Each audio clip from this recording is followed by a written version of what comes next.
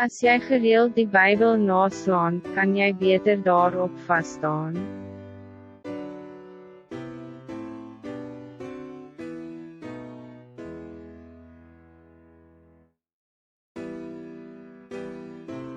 Word 'n diamant in God se hand.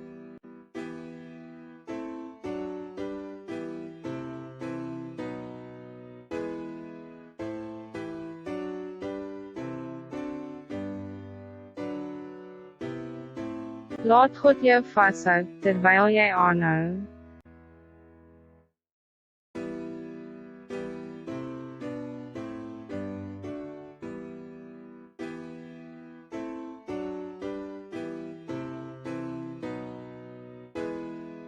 Loof die Heer, heel wat meer.